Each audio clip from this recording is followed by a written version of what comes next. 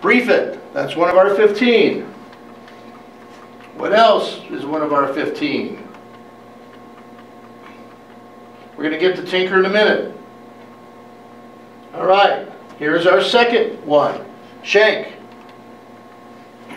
Now, you have to know shank. It's one of our 15. It's famous for creating the clear and present danger test. Now, what I think that if they have this on an AP exam, then my expert opinion is they are going to be focusing on this issue of how precedent evolves over time. Do you guys all understand what precedent is? Precedent is also a big issue in Roe versus Wade. Once the court rules a certain way, then they are very, very hesitant to change their minds and reverse, even if they don't like the previous ruling. Precedent is a court following a previous opinion. In the free speech sedition cases, you're going to see that the idea of what kind of speech can be punished has changed over time. So shank, this is in the middle of World War I. Shank, there was a lot of protest against the war in World War I. Shank was a Union guy who had access to all the Union members' addresses. He mailed out a pamphlet to them, basically saying, don't show up for the draft. He was prosecuted. He was prosecuted by what court, state or federal? He was prosecuted by the feds. What's the clause? First Amendment, freedom of expression. Parentheses, speech. There's no 14th Amendment due process because it was the federal government, and we go straight to the Bill of Rights. All right, the interesting thing about this case is after Justice Holm articulating that speech can only be punished if it constitutes a clear and present danger of harm that the government can protect against, a clear and present danger. Ladies, I'm putting this by after clear and present danger of harm, the government can protect against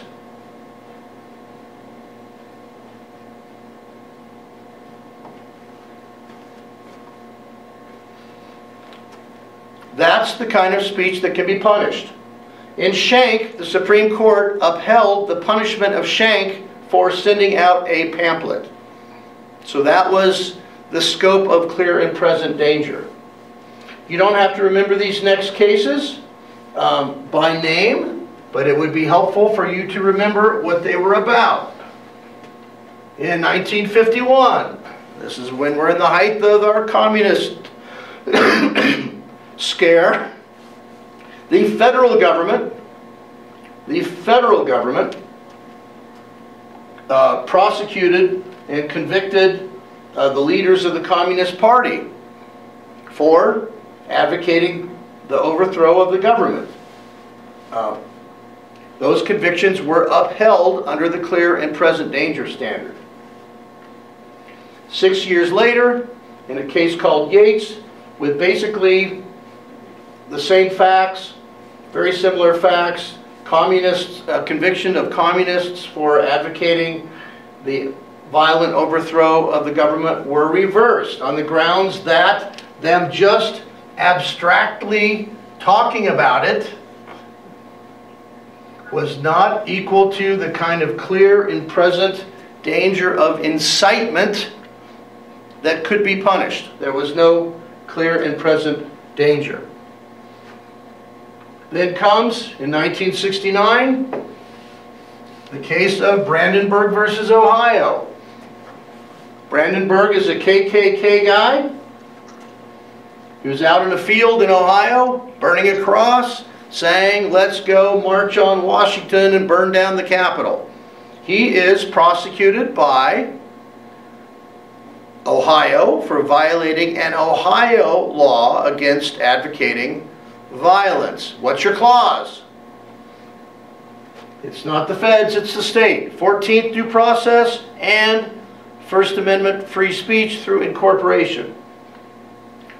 There, the Supreme Court reversed his conviction, basically saying, look, they're in Ohio. If they were on the steps of the Capitol saying burn it down, that would be a whole different ballgame. All right, here is the question I think that Schenck brings up. Schenck brings up the question of would Schenck be convicted today under this clear and present danger test? I don't know about you guys, but I say no.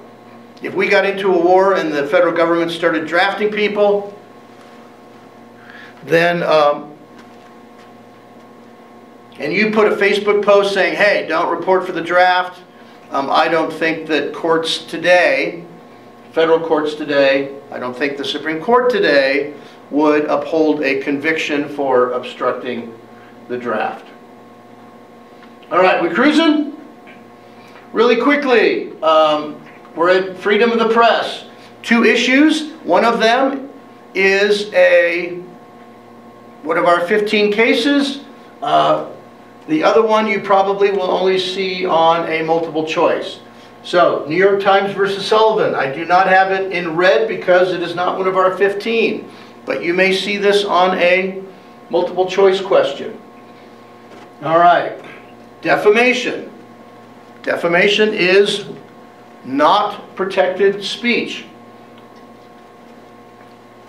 Defamation in writing is called libel, like in a newspaper. Slander would be spoken defamation. What is defamation? Defamation is saying something false about somebody that harms their reputation. If I accused Gabe of stealing my car and it was false, then I would have defamed him and he could sue me. Here is the question. Is Gabe a public figure? What is a public figure? Politicians, celebrities. Gabe is not a public figure. Gabe could sue me for saying when I was telling everybody that he stole my car, I was negligent. Negligent means I was careless. I hadn't done my homework.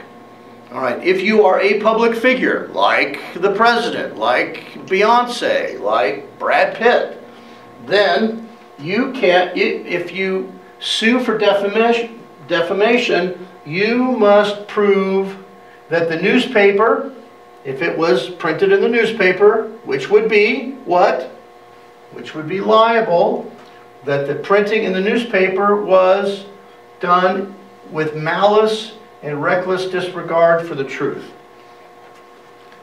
Ladies, do you get that? Yeah. Do you see how it's a different standard? Yeah.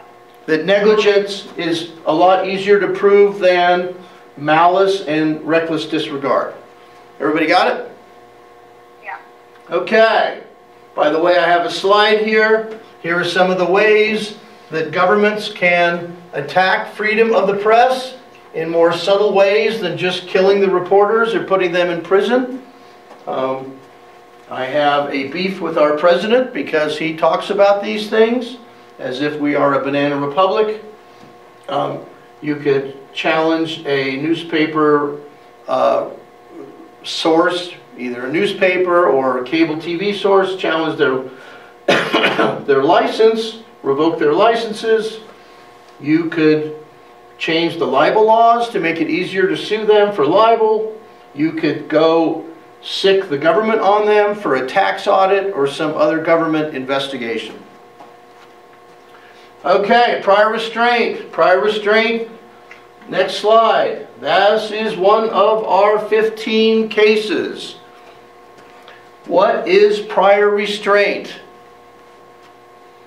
If I hear, Sydney, that you own a newspaper and you are about to publish something, I hear you are about to publish something about me that is defamatory, that is going to harm my reputation. And I go to the court and I say, court, I want you to restrain Sydney from publishing.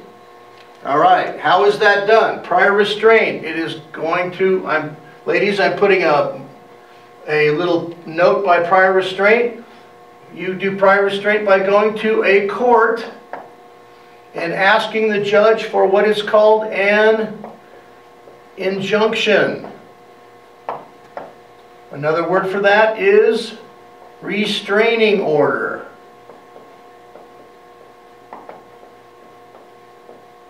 An injunction or restraining order. That is called prior restraint. Why is it called prior restraint? It's restraint because the court says stop, and it's prior because it is done before the publication. It is done before the publication. Go to, you guys can pause for a second and go find it. Go to New York Times versus U.S. It's on page 35.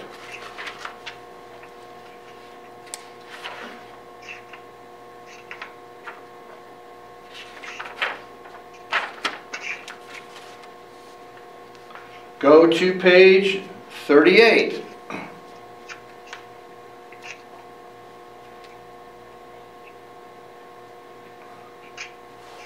Look at the top paragraph of page 38, where the Supreme Court says, any system of prior restraints of expressions comes to this court bearing a heavy presumption against its constitutional validity. In the concurrences on page 38, go down and read the paragraph starting with Justice Brennan, who says this is the first time in American history. This is the first time in American history that the government has sought to enjoin. What does the word enjoin mean? Enjoin means ask for a injunction. Is the first time in American history the government has sought to enjoin a newspaper from publishing information. He acknowledges a single, extremely narrow exception involving an imminent threat in time of war. But he says that did not apply. And then read Justice White that says you can go punish the people in the government that gave out the information illegally. Can the government make it a crime to disclose secrets? The answer is yes. It's something called the Espionage Act. But if the person steals the information and they go to a newspaper and the newspaper publishes it or is going to publish it, can the government go and convince a court to enjoin or restrain the publication? What's the moral of the New York Times versus U.S.? Never say never, but there is a super strong presumption against stopping publication. By the way, Justice White says, go punish the person that stole the information. You could do that. Could you even punish the newspapers after publication for publishing it? He says yes, but I have no, I've never seen it happen. I've never seen it happen. You guys remember Snowden? Sydney and Grace, you remember Snowden? Edward Snowden? He stole all that information from the NSA, and then it was put on WikiLeaks. We are now extraditing Julian Assange, the head of WikiLeaks, to America to prosecute him for that. But it's very interesting. Even Julian Assange, that published all these top secret documents on WikiLeaks, they're not prosecuting him for publishing them. They're prosecuting him for coordinating with Snowden and with Chelsea Manning to help steal them. Do you see the difference? Does that make sense, you guys? Yeah. All right.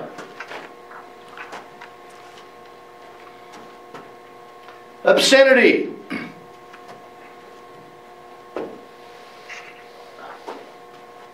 There is a test for when obscenity applies and when it doesn't apply.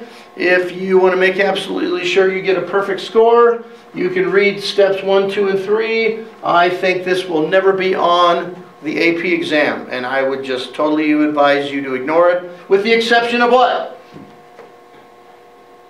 Obscenity is not protected. If something is obscene, it is not protected under the First Amendment. It has no protections. Other than that, my advice to you is to ignore obscenity law. Okay. Now, we've already talked about New Jersey versus TLO, which is a Fourth Amendment school case. Remember, Tinker versus Des Moines is one of our 15, which means I want you to brief it, like I want you to brief New York Times and Yoder and Schenck. Hey, is this crazy? Of our 15 cases, how many of them deal with free speech, freedom of expression? 4, right? 4. All right. You guys go review the facts on Des Moines in a nutshell. Her and her brother went to school wearing black armbands to protest the Vietnam War. If you see a school case, what are you going to do? Number 1, what's the clause? Make sure, it's almost guaranteed that it will be a state school, not a federal school, but if it's a state school, you're going to do what? 14th, due process, plus First Amendment, freedom of expression, speech, through the I word, incorporation. Okay. Now, what is the second test? Because it is at school. Has there been a what? Has there been infringement? Question 1. Can your rights be, your First Amendment rights be infringed at school? And the answer is yes, right? You have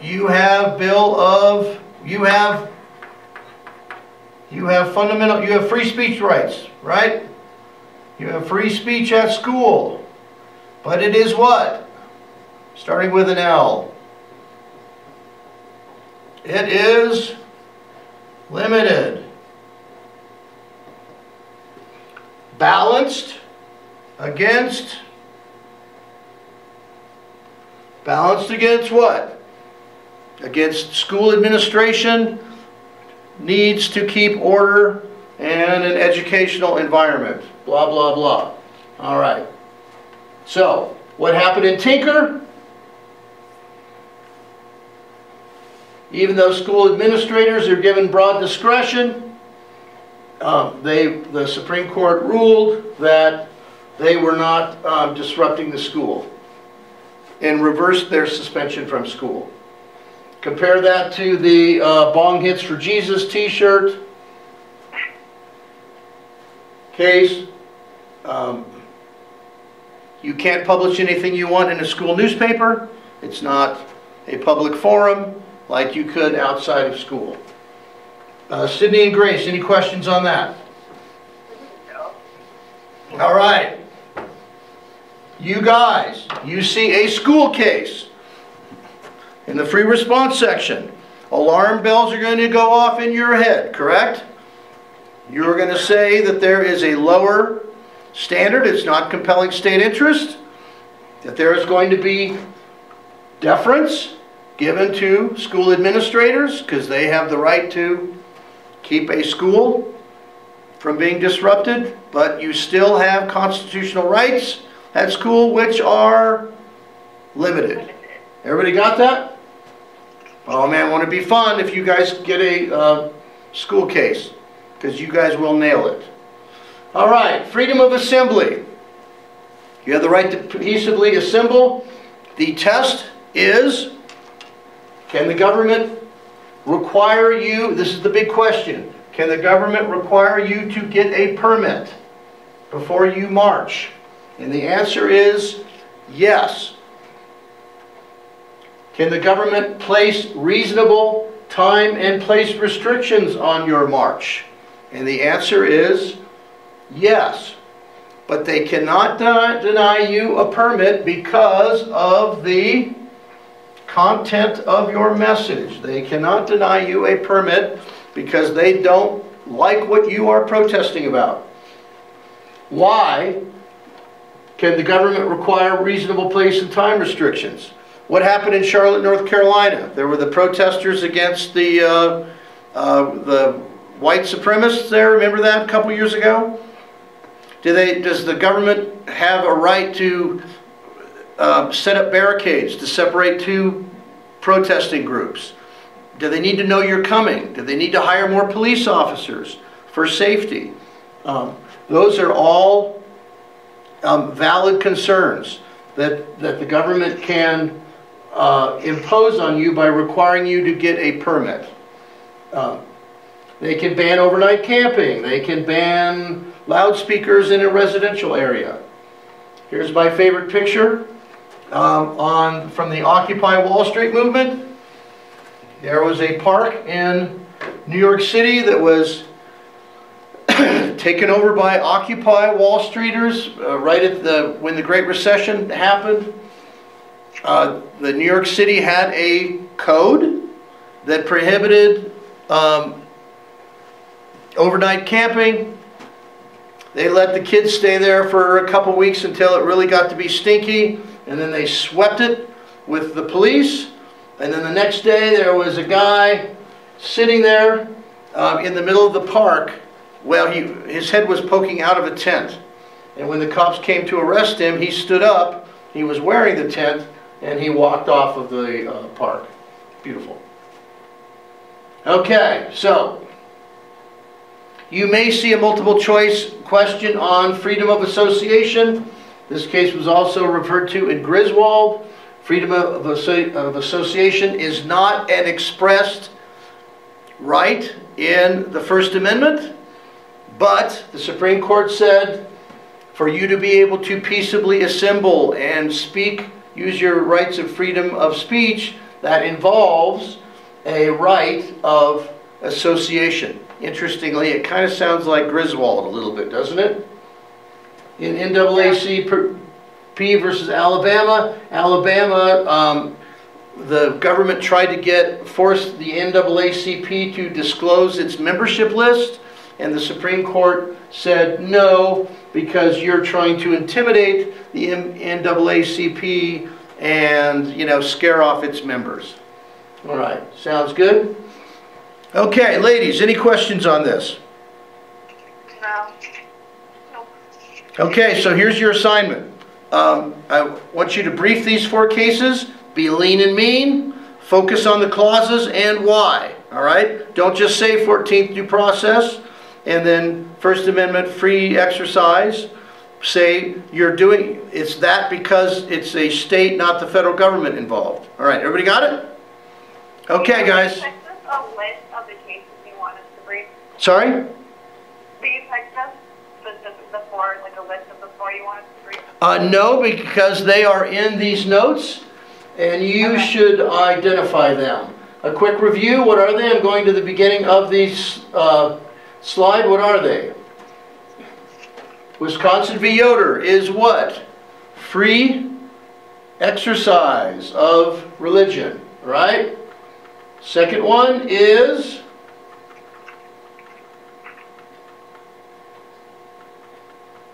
Shank. Clear and present danger test on riot on sedition. What? Oh, by the way, what's sedition? Sedition is overthrowing the government. All right. Sedition is advocating the overthrow of the government. What's the third one? The third one is